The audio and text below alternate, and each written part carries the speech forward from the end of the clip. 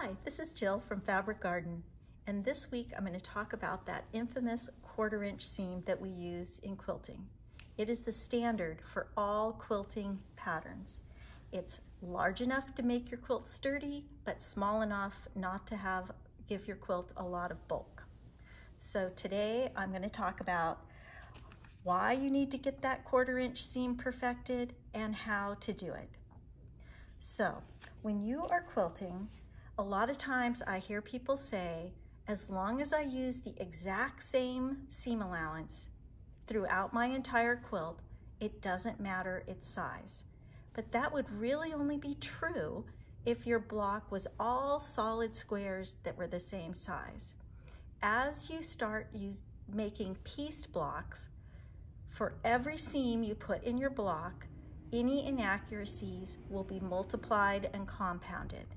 So if you were making a block that just was a 4 patch and had 4 seams, if you were a 1/16 of an inch off on each seam, your block would be 1/8 of an inch too small or too large. If you were making a 9 patch block and you were off a 1/16 of an inch on each seam, you would be a full 1/4 of an inch too large or too small by the time you finished making the block. This would be very frustrating when it was time to put your blocks together into the quilt. If your block had any points, like a star point, those points would get cut off. You would no longer have sharp, crisp points in your stars anymore, and that would be very frustrating.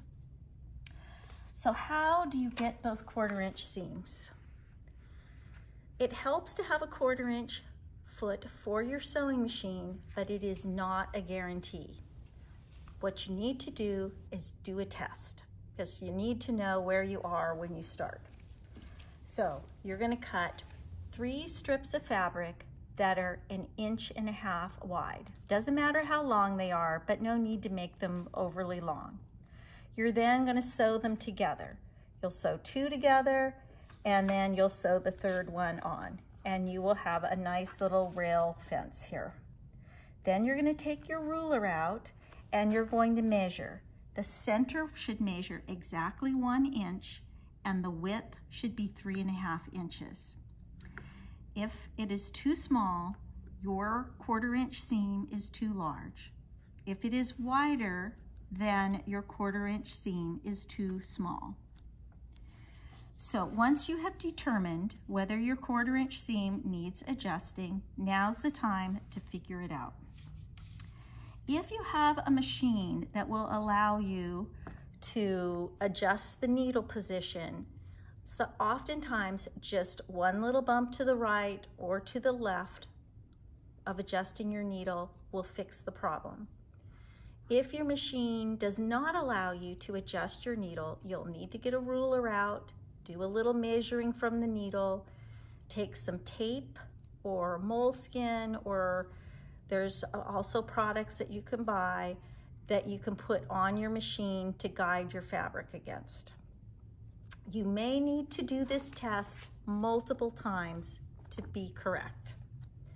Once you find what is working for you, write that down on a Post-it note and put it on your machine so that every time you sew, you'll know when you turn your machine on, you're going to bump the needle one to the right, or that you're going to use that tape. The other thing to know is that that 1/4 inch seam is also affected by the fabric you're using and by the thread you're using. When you do a 1/4 inch seam and you press it to one side, if your thread is thicker or your fabric is thicker, that pressing to one side is going to take up more space. So if you're working with a cotton linen or something heavier, you will need to use a slightly smaller 1/4 inch seam.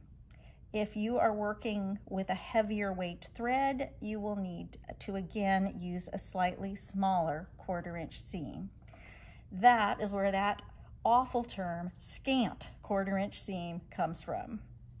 So get out some scrap fabric, cut yourself some strips, get to sewing those test strips, and once you've got your 1/4 inch seam perfected, your quilts are going to go together beautifully.